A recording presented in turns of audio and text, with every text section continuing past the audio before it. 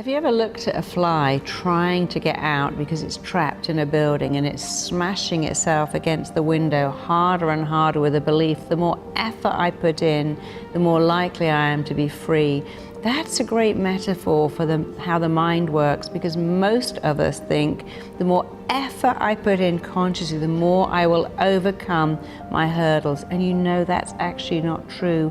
You could put in half that effort in getting your subconscious mind to change, and you would get extraordinary results.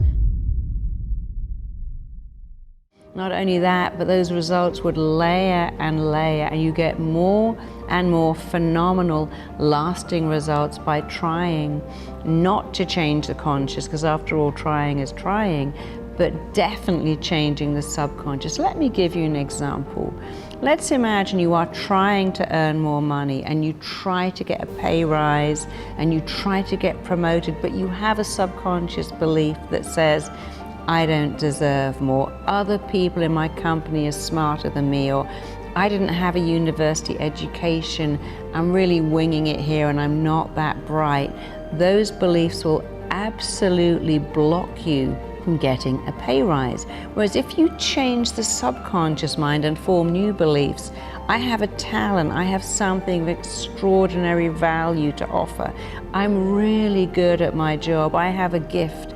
I'm the one person in this office who this has my name all over it. If you start to say that to your subconscious mind, it never argues with you. It will let those beliefs in.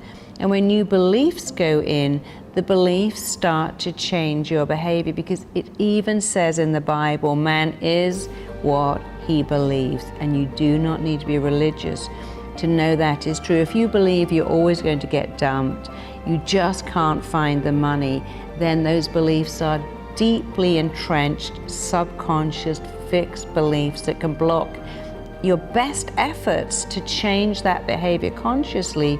Stop trying to make conscious changes. It's too hard, and go straight into the subconscious, where it is actually easy to wire in new beliefs, and those new habits of belief will start to fire off new habits of action. Because here's a fact, you make your beliefs and then your beliefs make you.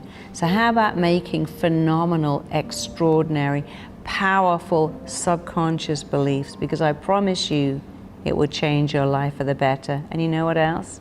It's so much easier than trying to change consciously, which is hard work and doesn't ever get great results. If you'd like to learn more how to make your mind your best friend, your most supportive ally, and you'll be surprised at how easy it is and how effective it is, I really look forward to seeing you there.